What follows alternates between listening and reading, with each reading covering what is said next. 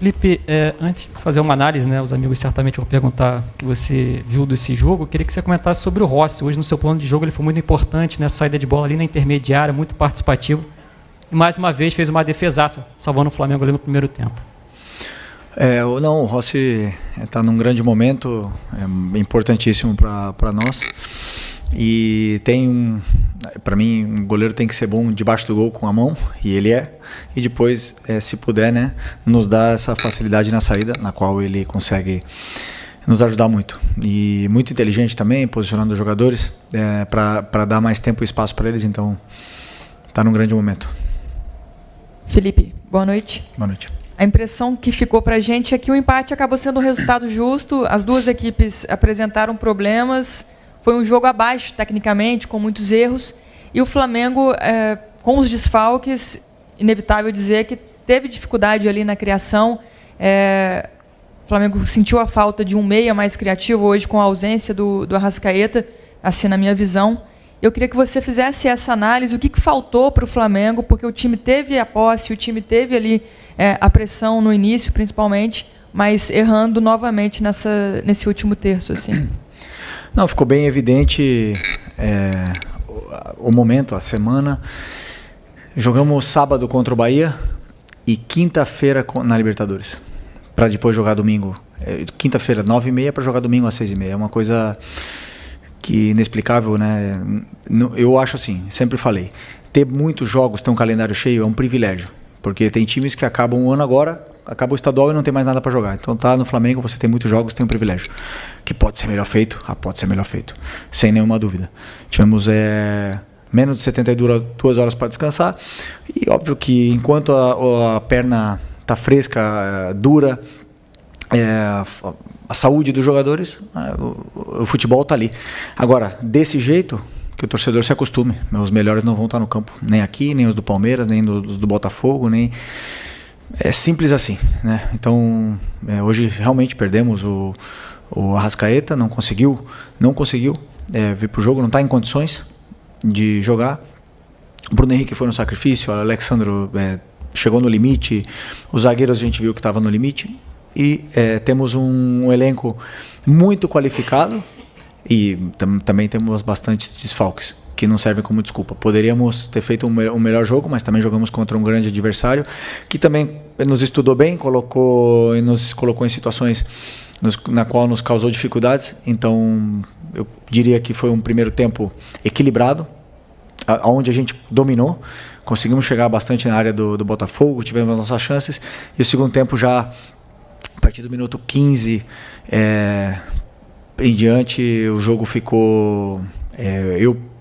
Eu perdi a mão do jogo, já ficou um pouco caótico, as posições não estavam sendo respeitadas e aí eu já era futebol, aquilo ali já não era o que eu gosto, mas mesmo assim, acho que como você falou, eu concordo, um ponto justo. Felipe, boa noite. Felipe, na semana passada, depois do jogo contra o Bahia, você falou muito sobre muita coisa que acontece é de fora para dentro, aqui dentro a gente está fechado e tal. Só que contra o Bahia aconteceu, contra a LDU aconteceu e hoje voltou a acontecer.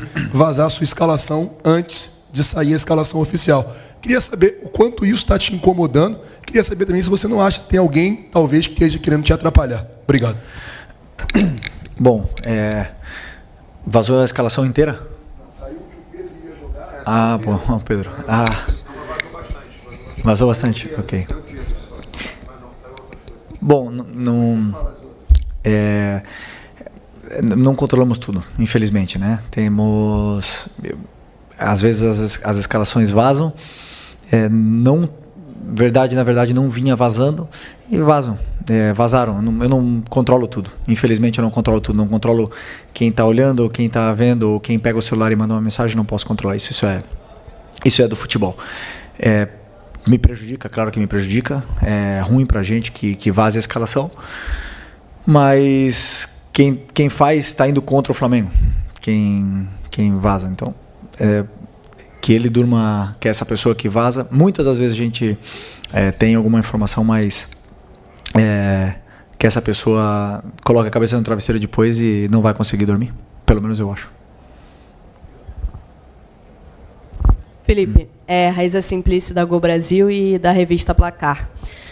Você falou essa questão toda do calendário e isso é um fato, né? O Arrascaeta é um jogador, por exemplo, que a gente sabe que não vai conseguir jogar no máximo físico como ele vinha apresentando a temporada inteira.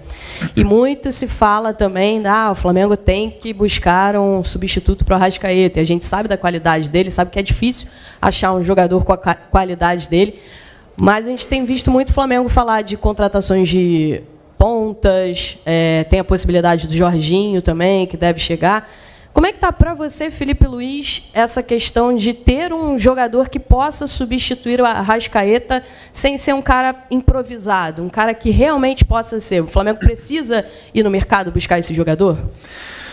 Bom, o mercado, eu não penso porque o mercado está fechado e eu só posso pensar agora no próximo jogo, né? Então eu pensei essa semana toda no Botafogo, em como resolver, esses dias agora contra o Botafogo, em como resolver o jogo sem o Arrascaeta. Que ele tentou até o final, não conseguiu, infelizmente, e depois eu tenho que achar soluções para isso. Mas com certeza estamos no mercado olhando qualquer tipo de opção para meia, para volantes, para pontas, para atacantes, para zagueiros, para todas as posições que a gente pode melhorar o elenco, aumentar a qualidade, não o número de jogadores, senão a qualidade do elenco. O Flamengo tem que sempre estar atento ao mercado. Vai abrir agora em junho e com certeza temos nomes para poder reforçar o elenco que é natural. Essa reposição, essa troca de peças para sempre levar a qualidade desse elenco que já é muito alta. Felipe, aqui, Fernanda Pisotti, da Rádio Band News FM. A gente está vendo um Flamengo com muita intensidade no primeiro tempo. Começa o jogo acelerado a 220, pressionando, com posse de bola, chegando à área do adversário, mas não consegue transformar toda essa superioridade, principalmente no primeiro tempo, em gols. E no segundo tempo tem uma queda de intensidade, de rendimento, enfim. O que está faltando para o Flamengo converter os gols ainda na primeira etapa, quando ele começa realmente ali a 220 ali? E o próximo confronto é contra o Palmeiras, né? Um confronto direto. Próximo confronto na Copa. A Copa do Brasil, no meio pelo brasileiro, é o Palmeiras, né? Muito simples, colocar a bola para dentro. É o que falta. Chega ali na área e tem vezes que que estamos mais inspirados, outras não. Os jogadores determinantes são os que fazem a diferença, que chegam ali e tem que resolver. Né? O treinador, eu dou todas as soluções, todas as saídas e as progressões para eles poderem chegar até ali e depois eles têm que colocar a bola para dentro. E tem times que defendem com muito mais qualidade, que não nos permite chutar com muito tempo ou com muito espaço, e tem times que a gente consegue entrar com maior facilidade, uns por dentro, outros por fora. A gente faz um estudo, tenta escolher uns jogadores ideais para o que o adversário, para a forma que ele tem de defender, o adversário nos oferece, e aí esses jogadores depois eles têm que resolver. E a única forma é colocar a bola para dentro, não tem outra. Okay. Aqui Felipe, boa noite. Marcos Martinho, do canal da HSRN.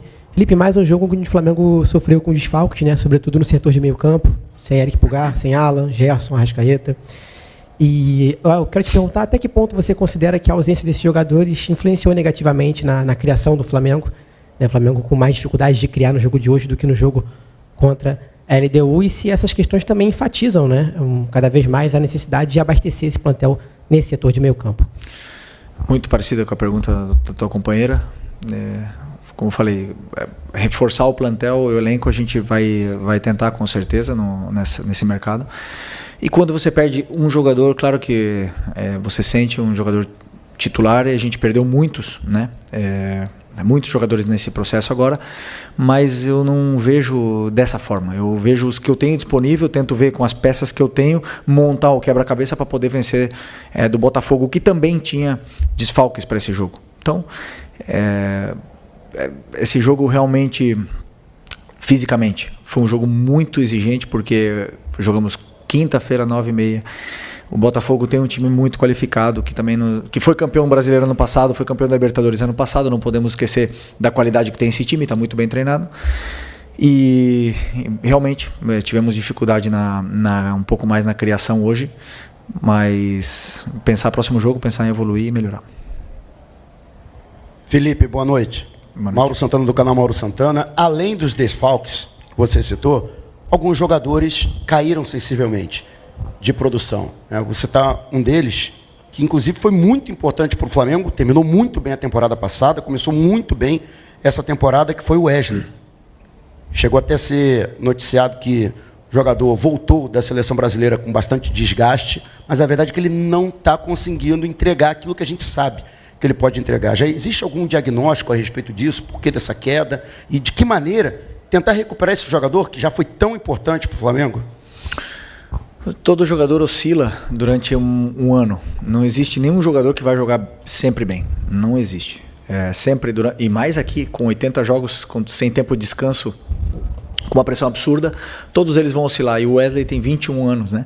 Então é normal ele passar por esses períodos de oscilação, mas é um menino que gosta de treinar, que gosta de escutar. Viveu um ano muito intenso ano passado, esse ano foi convocado para a seleção, então imagina como é que não deve estar um turbilhão na cabeça dele, tudo acontecendo, com o mercado europeu especulando o nome dele, e a gente tenta blindar o máximo possível para que ele possa performar. Hoje eu já gostei muito mais do jogo dele, já achei que ele fez um bom primeiro tempo, e depois, como toda a equipe baixou, o jogador ele baixa junto, né? Se o nosso time está errando tecnicamente, se baixa um pouco a qualidade, todos eles baixam o nível. Então, junto com a equipe ele acabou baixando, mas hoje eu já gostei mais do Wesley, e com o tempo ele vai retomar as grandes atuações que ele estava tendo. Felipe, boa noite. Boa noite. Aqui. A gente teve hoje o Lohan novamente relacionado. A gente teve uma partida, mesmo com esse empate, 0-0, eu considero que teve uma partida boa, o Everton Araújo. E eu queria te perguntar sobre esses jogadores, né? O Lohan, que está voltando, o Matheus Gonçalves, que teve a oportunidade hoje, mas já era um momento que o time já estava muito desgastado, a gente percebe, você falou sobre a questão de jogar quinta-feira, jogar domingo, o jogador já entra nesse momento do jogo já com a equipe muito desgastada. Mas eu queria que você avaliasse a entrada desses garotos, desses jogadores que são aí da base, que vêm da base.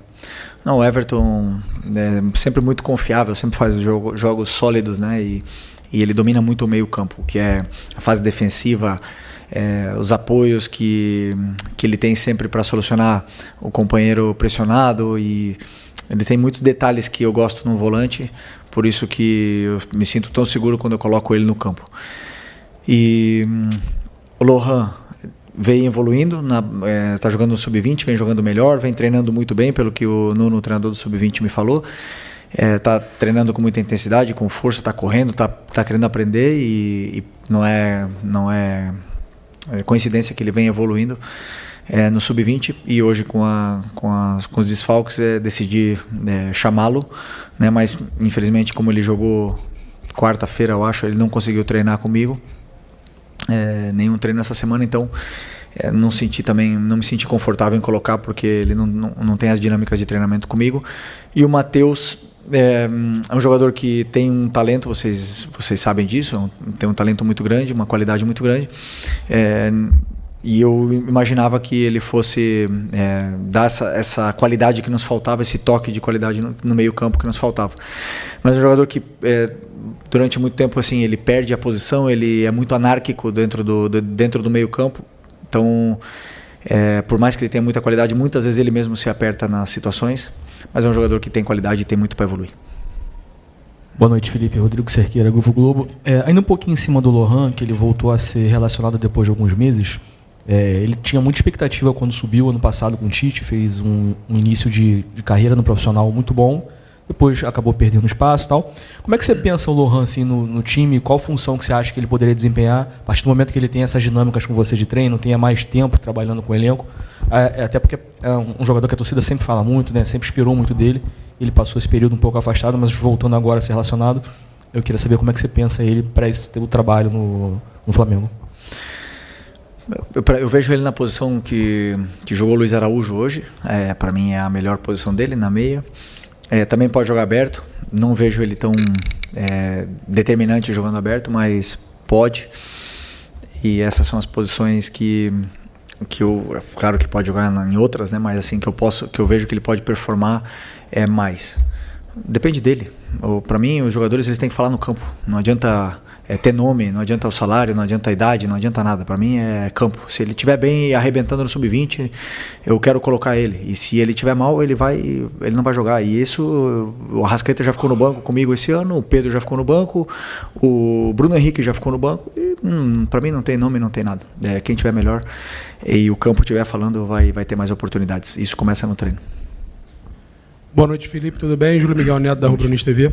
Felipe, uma oratória que você, inclusive em outras coletivas, você deu pra gente, que o Dela Cruz não é um meia, ou então você não viu o Dela Cruz como um meia. Hoje você disse que até depois dos 15 minutos ele deu um pouco de mão do jogo, o jogo realmente ficou meio confuso. O Dela Cruz, na sua visão, ele não consegue ser esse jogador, um meia, claro, respeitando a característica, é diferente do Arrascaeta, que é um meia mais cerebral, mas o Dela Cruz não consegue em alguns momentos, ou então em alguma sequência, enfim, algum momento de partida ou jogo, ser um meia, porque quando ele veio contratado para o Flamengo, ele veio como um meia, claro, respeitando o seu trabalho, sua opinião, não, sim.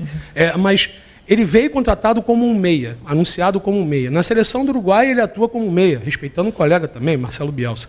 E num jogo hoje com tantos desfalques, você mesmo disse que, na sua opinião, o Flamengo tem 3 meias, Arrasca, Plata e Gerson, e que fazem os jogos por dentro, Gonçalves e Luiz Araújo.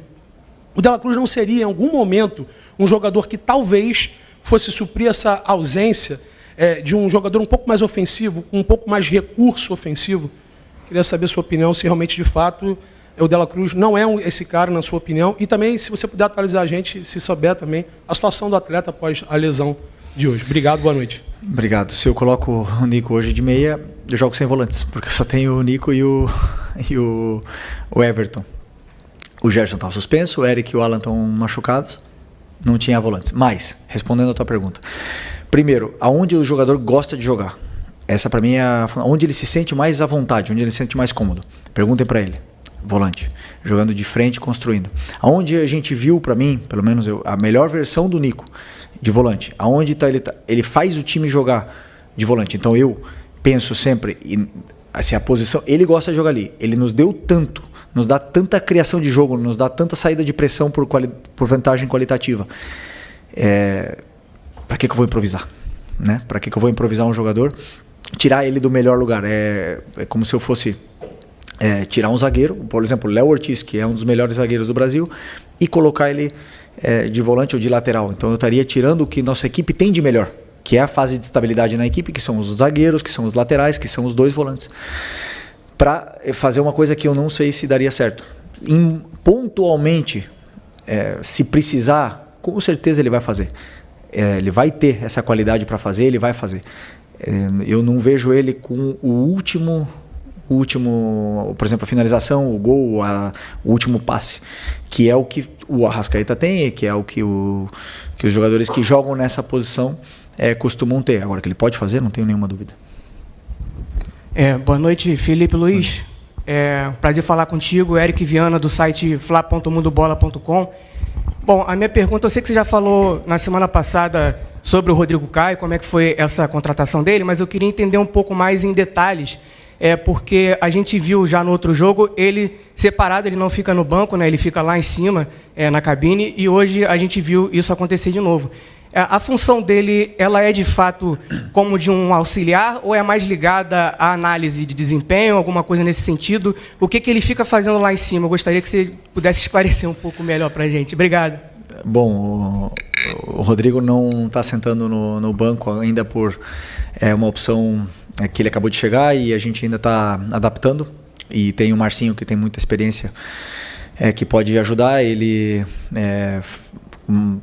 faz parte da equipe de análise de bola parada e também é um auxiliar tanto do clube, né, que está aí auxiliando com os treinos, com toda a parte tática, e também junto todos os dias na minha comissão. Então tem as funções que eu passo para ele e principalmente também agora liderando a parte da bola parada junto com outros companheiros. Felipe, aqui Isaac Andrade, Flavoz. Eu queria te fazer uma pergunta, apresentando um raciocínio, uma lógica, que vem muito mais do nosso bate-papo com os torcedores, do que, às vezes, seguindo uma linha de raciocínio de umas perguntas mais técnicas, mais envolvendo a questão do futebol em si. O torcedor, ele vem, de um tempo, enxergando o que a rotina do futebol brasileiro propõe aos clubes, principalmente o Flamengo. Muitos jogos, e aí ele imaginou, Bem, para suprir isso, o Flamengo tem que ter um time ou outros times da mesma intensidade. E o Flamengo veio avançando com o elenco, trazendo vários profissionais. E hoje, o torcedor enxerga que o Flamengo tem ali 2, 3 times que batem de frente com qualquer time hoje que joga no Campeonato Brasileiro, por exemplo. E você menciona que a dificuldade que se tem é a questão de fazer as escolhas pelas questões das posições, quando os atletas não estão disponíveis, ou porque eles se machucam por conta desse percurso, ou às vezes as questões não tem como controlar.